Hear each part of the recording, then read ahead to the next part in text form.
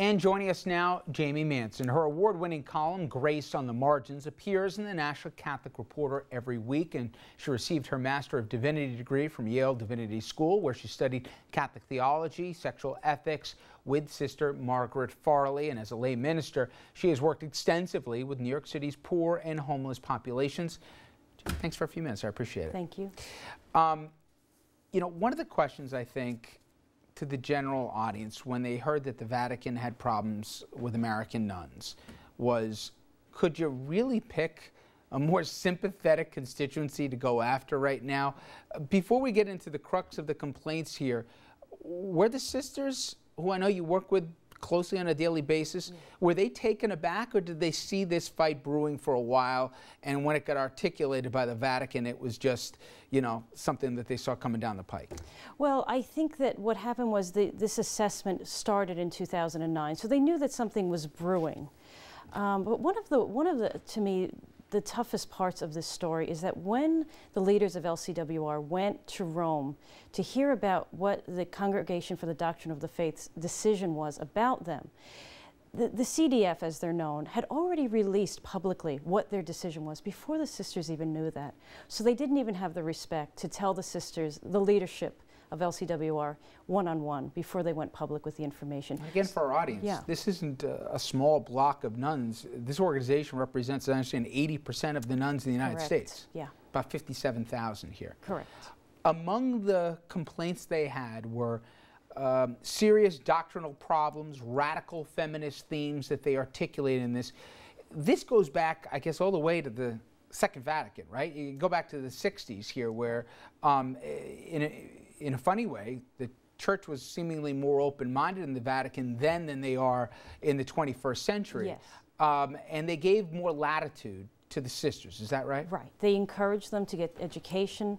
So many sisters today have their doctorates. Many of them have run hospitals. They have run large nonprofit organizations. They're bright, they're educated, and they're very immersed in the world, in their work. So now Vatican says, hold on a second here. You guys have serious doctrinal problems. What was the reaction and what was the explanation to that charge? Reaction from the sisters? Yes. In particular? I think they were, I think some of them felt blindsided. One sister described it as getting socked in the stomach. They were very hurt because they have spent decades and decades doing the work of the church, doing the work of the gospel. And in a time when the Roman Catholic hierarchy has very, very poor credibility, morally speaking, because of the sex abuse crisis, and now it's been 10 years since that crisis broke, the sisters really have given moral credibility to the church. And in fact, the complaint, not so much alluded, but directly said, the sisters weren't putting prayer first and God first. They were putting, in effect, their own initiatives before that of the church. And from everything I've read, and you're much closer to it, faith, prayer, spirituality go hand in hand with the daily mission, right? It does, yeah. And essentially what the Vatican complained was that they were focusing too much on social justice issues and not enough on the issues of same-sex marriage, contraception, and abortion. And as we know, those issues dominate now the Roman Catholic hierarchy. I mean, they're the basis for this entire fight over religious freedom. And so that was really the complaint, was we don't hear enough of your condemning those issues, you know. So, and listen, I've made no secret here as a practicing Catholic who loves my faith. I sometimes have real issues with some of the leadership and the priorities right now, but that's my editorial. But can you walk through, so people can understand, a typical day in the life for some of the sisters, and so everybody understands they're not driving around Maseratis here. These are ladies who took a vow of poverty, they're not living, and they're in some of the roughest areas doing some of the most thankless work with populations that are really underrepresented, let alone underserved. Do I have it right? You have it right. They go to the places where none of us want to go, and they do that with joy, they do that with deep prayer, they do that with a radical obedience to the gospel. And, you know, the sisters see that there is a human face and a human reality behind these issues of same-sex marriage, of contraception. For them, it's deeper than ideology, you know, and so the sisters are immersed in these worlds. One quick example, in the 1980s, it was the sisters at St. Vincent's Hospital in Manhattan who were feeding and washing the bodies of men with AIDS, back when that was predominantly a gay disease and a mysterious disease, a disease we knew very little about. That was their work. So undoubtedly, being that, encountering gay people at that level, they undoubtedly saw that this was much more than an ideological issue. And it's not even about sexual politics here, because you go to soup kitchens in the city, you go to shut-ins and people dealing with obviously real acute care issues that can't have the means, let alone the wherewithal to get where they need to.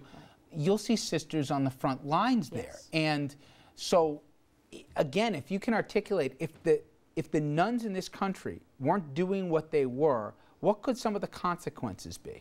Well, they do create a very important moral fabric in our society. They're a very big part of the structure of what supports particularly the most marginalized in our culture. And so with the hospitals, with the soup kitchens, with the nonprofit organizations, were they to fold, there would be a very serious lack of services for the people hardest hit in our society. And just from a visceral standpoint, anybody who's gone through the parochial school program, the average age for a nun, I don't know this, but I think I'm on pretty safe ground to say near, approaching, or around 70 years of age. Right. To be going after nuns, seniors, who are doing this right now, is this just about not taking the right editorial positions, or because church wants them to be doing what they want them to be doing, not other work? Well, the Vatican says, thank you, sisters. We're so grateful. You know, we know the impact you've had on our world with your service. That's all well and good, they say, but we need you to toe the line, and we need you to be much of a stronger voice when it comes to the issues of same-sex marriage, women's ordination, those issues. And so what the Vatican is really asking is to have the power to approve who they have speak to them when they meet in their general assemblies, to have the power to adjust their liturgies as they want, and to revise their statutes. So it really is a very serious form of obedience that they're trying to impose on the sisters. Now, I know, as we mentioned before, there was a meeting at the Vatican, and it tweaked more than a few folks that the findings and the results of it were released even before the meeting itself. However, a dialogue began. I'm curious, all the nuns I know are a pretty tough bunch, and they don't take too kindly to being told what to do and when to do it. Right. Are they going to say, yes, Vatican, we will go where you point, or is this headed for another showdown? I think it might be, unfortunately, headed for another showdown. Unfortunately, because as the sister said to the Vatican, we think this is causing tremendous harm and scandal to an already very wounded church in this country. So I think that, you know, the sisters they're very educated, they're very bright, they're intellectually curious, they're deeply, deeply spiritual. And so it will be very hard for them to surrender that, to surrender their prophetic voice. And what we're seeing right now in the Roman Catholic Church in this country is there's less and less room for prophetic voice. And the sisters are a prophetic life form by their very nature. I guess the next logical question becomes the outpouring, because whenever the subject comes up, and even those who take issue with the church, you bite your tongue because it still is your church. But at the same end, I haven't met a person who said, why are they hassling the nuns, for crying out loud? The sisters? Are you kidding me? Right. What has the outpouring been that you've heard?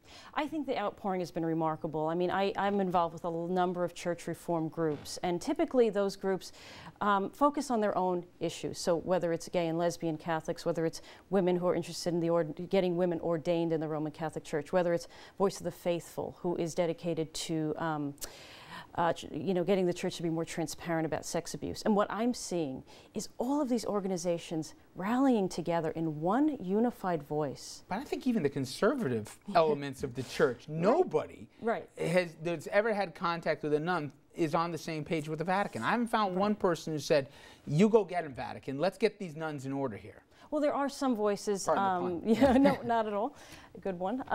There are some voices that are in the media. Biggest example would be Bill Donahue of the Catholic League, who, you know, and they are all part of this wing in the church that really wants to see a much more, really a leaner and meaner church, a church of purity is really what they're calling it, a remnant church that displays radical obedience to the teachings of the Vatican. We got a problem here of basic math, though. There's been a story, for those who know, in the New York Archdiocese, the graduating class here of priests that are coming out of our seminaries. One. Yeah. We got one priest coming out. Right. And the numbers of women going into become nuns as a vocation here and becoming sisters themselves also a fraction of what it was from a generation ago. Right.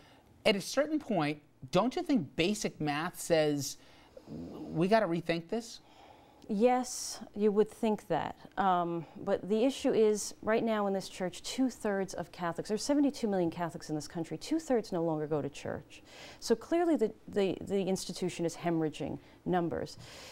What signs seem to point to is that the church has become so reactionary, and it has made such an idol of its teachings, particularly on contraception and same-sex marriage, that one is almost getting the sense that the hierarchy wants to lose members. They want a smaller church. They want a much more exclusive church. And so there's been a lot of questions now. Is this part of a larger agenda? You know, this kind of extreme movement to get people to break away? You know, when you hear debate and politics and faith get intertwined, I just like to remind people that part of what the church also stands for is to feed the hungry and clothe the naked. Yeah. And if any group lives that, it is the nuns and the sisters in this country right now. If that's part of what this debate's about, that there's too much time spent on that and not church matters, will that be articulated, you think, in the national debate, if there is one, at churches, you know, not just in the pews here, but after services, to say, wait a minute here, what is this fight really about? Is it about that they're not, you know, taking the line enough on certain issues, or is it they're not doing what they're told when to do it, and instead they're doing the following? Is that, I'm hoping that at least is part of where this debate comes to. Right. Well, what we're seeing with this debate is people who normally would not speak truth to power in the church are speaking truth to power. And so, as you say, we're seeing more moderate Catholics speaking up and voicing concern. We're also seeing men, religious orders, the Franciscans, for example, the Zavarian brothers, are now speaking up. And this is a real break with the status quo in the church. Part of why we have this reactionary movement is that there is a deep fear of speaking truth to power within the structures of the church. Well, it'll be interesting where this all shakes out here, and unfortunately, for many, they've seen this coming to a head for where it is. But Jamie, I appreciate a few minutes from you today. Thank you so much. My pleasure. Thank you so much, Rich.